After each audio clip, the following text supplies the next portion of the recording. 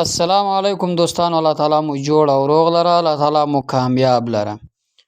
دوستانو، د هر پریشانی، د هر دک، د هر غم د ختمولو لپاره یو وظیفه در سره شریک کوم. که کم وخت هم له پریشانی، له غم، له دک، له رنج سره مخ کېدلاست، دغه وظیفې ته رجوع کوئ، انشاءالله فوراً په هغه حالت کې به له غم څخه هم الله تعالی نجات درکړي، له پریشانی، له دک څخه. د انسان په زندگی کې داسې ډېرې پریشانیانې وي. بعضې خلکو ته د رزق پریشانی وي، د رزق مسله وي. مثلا کاروبار یې سم نه وي، روزګار نه وي، د روزګار په تلاش پسې وي. هغه روزګار، هغه کاروبار، هغه نوکري دته نه ملاویږي کوم چې د کور گزاره ورباندې کیږي. د د زړه پسند نوکري، د د زړه د خوښۍ نوکري دته نه ملاویږي، دته هغه کاروبار نه ملاویږي. یا د په کاروبار کې رکاوټ، نقصانونه، تاوان پر تاوان وي، روزګار کاروبار یې نه سمیږي. له دغې پریشانۍ څخه د خلاصون لپاره هم دا یو مجرب عمل د دوستانو، انشاءالله دعا یو براته وکړي. کاروبار به مو هم سم سي، روزګار به مو هم سم سي، له تاوانو له نقصاناتو څخه به هم الله تعالی وساتي.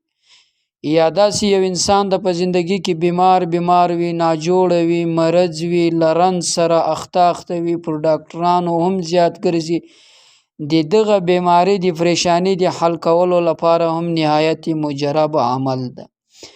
یا د انسان په زندگی کې داسې پریشانی وي چې له خپل اولاد سره په تکلیف وي، اولاد یې بیلارې وي، د دوی و خبر نه مني او دی بار پریشانه کوي. دغه پریشانی به انشاءالله ستاسو په یوه ورځ کې الله تعالی ختم کی او ستاسو ناصالح اولاد به صالح سي. یا په کور کې پریشانیان زیات دي، مشکلات زیات دي، جګړې زیات دي، بې اتفاقی زیاته ده، غم دک زیات ده. نو کچیرې دا غم، دا پریشانی، دا دک ختمول، دا رنج ختمول غواړئ دوستانو، دغه یوه وظیفه تاسو وکړئ. انشاءالله دغه وظیفه چې تاسو کوئ، الله تعالی به تاسو ته خوشحاله زندگی در نصیب کوي. ګورئ، دا دک، دا پریشانی، دا غم داسې نه ده چې الله تعالی له یو انسان سره دښمني لري. یوازې یو انسان په پریشانیو کې اخته، په مشکلاتو، په دک، په غم کې اخته ده. ځکه چې بعضې وخت اکثره فصل فیصده کې 99% چې پر انسان باندې پریشانی راځي، مشکلات راځي او غمونه راځي، دا د امتحان دی الله تعالی. کله چې انسان پر دې باندې صبر وکړي، د صبر کاسه چې وي پخواني خلک وایي خوږه ده، نو بیا له دې نه بعد ډېره غټه کامیابي په پسې ده، ډېره غټه خوشحالي په پسې ده. الله تعالی خپله فرمایي فإن مع العسر یسرا، یعنی له هرې سختۍ سره ضرور شاته اسانتیا ملګرې ده. الله تعالی فرمایي له هر مصیبت سره ضرور شاته خوشحالي سته، له هر مشکل سره ضرور شاته کامیابي سته، له هر رکاوټ سره ضرور شاته یو داسې کامیابي سته چې انسان ډیر لوړوي. نو په دې غم، په دې رنج، په دې تکلیف، په دې مصیبتو باندې هیڅ کله پریشانه کیږئ مه. هر څومره تاسو پریشانه سي، په پریشانی سره ستاسو مشکل نه حل کیږي، په پریشانی سره ستاسو مصیبت نه ختمیږي، په پریشانی سره ستاسو غم نه ختمیږي، په پریشانی سره ستاسو پریشانی نه ختمیږي. نو یو انسان په یو کار سره ولې ځان پریشانه کوي؟ ځکه چې دا پریشانی په انسان کې بیماریانې پیدا کوي، ناجوړي پیدا کوي، د انسان پر دماغ تاثیر کوي، د انسان پر صحت، د انسان پر بدن، پر دې ټولو باندې تاثیر کوي. نو د پریشانی د اسانه د حل کولو لاره چې ده، هغه یوازې دغه یو عمل ده چې زه له تاسو سره شریک کوم. هغه عمل د استغفار ده. امام غزالی رحمه الله ته یو کس رالی، ورته ویل چې صاحبه اولاد مې نسته، ده ورته ویل استغفار وایه. بل کس ورته راغی چې صاحبه وچکالي ده، ده ورته ویل استغفار وایه. بل کس ورته راغی چې بیماری زیاته ده، ول استغفار وایه. بل کس ورته راغی کور کې مثلا داسې بیروزګاری زیاته ده، روپۍ نسته، مال و دولت، ده ورته استغفار وایه. نو بیا خلکو پوښتنه جنو وکړله چې د دې خلکو هر قسم ته بیماریانې، شکایتونه ځانته و تا ټولو ته یو علاج روښودی. امام غزالی رحمه الله ورته فرمایي چې تاسو نه دي اورېدلي په سورة نوح په سورة نوح کې نوح علیه السلام خپل قوم ته دا فرمایي چې استغفار ډېر وایاست الله تعالی به اولاد درکړي، استغفار ډېر وایاست الله تعالی به د ګناهونو عفو درته وکړي، استغفار ډېر وایاست الله تعالی به درته رزق و مال و دولت درکړي، استغفار ډېر وایاست الله تعالی به له هر پریشانۍ څخه خلاص کړي. نو نن در سره هغه وظیفه شریکه کوو. دا پریشانی دا دک داسې نه ده چې یوازې پر موږ او تاسو باندې راځي، تر موږ مخکې زمونږ او ستاسو خوږ پیغمبر صلی الله علیه وسلم چې تیر شوی د پر هغه باندې بې انتها زیاتې پریشانیان راغلي، پر هغه بې انتها زیات غمونه، دک د اسلام غمونه، د جګړو غمونه، داسې نور د فقر او د مسکنت غمونه، د خپل امت غمونه، بې انتها زیات تکالیف ور باندې راغلي دي.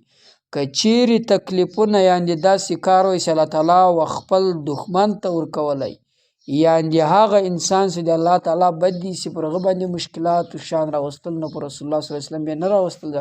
حالانکې نبی علیه السلام تر ټولو رسولانو تر ټولو مخلوقاتو بهترین ډیر څه ګران دغه الله تعالی ته د رسول صلی الله علیه وسلم ده، نو پر هغه باندې مشکلات به انتها زیات راغلي دي. پر نوح علیه السلام راغلي دي، پر یونس علیه السلام راغلي دي، پر ابراهیم علیه السلام داسې مشکلات، داسې مصیبتونه، داسې امتحانونه چې د زوی و حلالېدو ته تیار سو.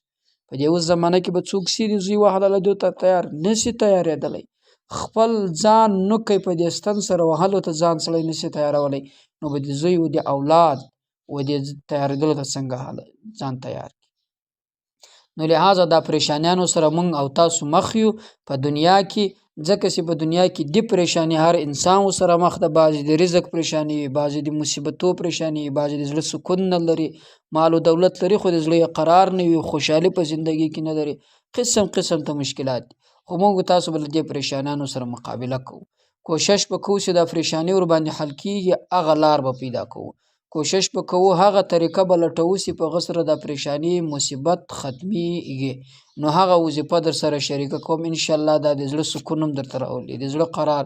ګورې د زړه سکون په مال پیسه دولت کې هېڅ نشته، د زړه سکون مثلا خوشحالي په موسیقي کې هېڅ کله نشته، د زړه سکون په ناروا، په غلا، په زنا، په دې کې هېڅ کله نشته. چې څومره انسان د ناروا تعلقات ساتي هغومره انسان ټینشن کې اوسي، هغومره به د انسان د زړه سکونوالی ختمیږي، د هغه د انسان د زړه بې قراروالی به راځي. نو لحاظه له ګناهونو څخه بچ کېدل یوازینۍ لاره انسان ته خوشحالي ور نصیب کوي. دوستانو د وظیفې عمل، د وظیفې طریقه دا ده چې هر وخت هم داسې پریشانیان درته مخ سوې، نو له لمانځه نه بعد 100 واره استغفر الله استغفر الله وایاست، له هغه نه بعد دعا کوئ. کې د ماسپښین له لمانځه نه بعد، کې د سهار له لمانځه نه بعد، کې د ماخستن له لمانځه نه بعد، کې له هر لمانځه نه بعد وایاست صرف او صرف 100 واره. په دې کې بې انتها زیات داسې نغښتې دي چې د رزق د حل لپاره هم ده، د رشتې د حل لپاره هم ده، د مشکلاتو د ختمولو لپاره هم ده، د زړه د سکون د راوستلو لپاره هم ده، د هر څه لپاره ده. نو له لمانځه نه بعد، که له هر لمانځه نه بعد وایاست، که له یو لمانځه نه بعد وایاست، کم از کم په دې 5 لمانځو کې له یو لمانځه نه بعد خامخا وایاست، که له 5 سرو لمانځو نه بعد 100 واره وایاست 500 واره راځي، نو هم څه مشکل په دې کې نشته. له نورو ملګرو سره هم شریکه کړئ. استغفر الله ډېره بهترینه وظیفه ده، انشاءالله ډېرې کامیابیانې به الله تعالی د دې په برکت سره درکړي. الله تعالی دې وکړي چې تاسو دا وظیفه وکړئ، له نورو ملګرو سره هم شریکه کړئ. پر الله مسپارم. السلام علیکم.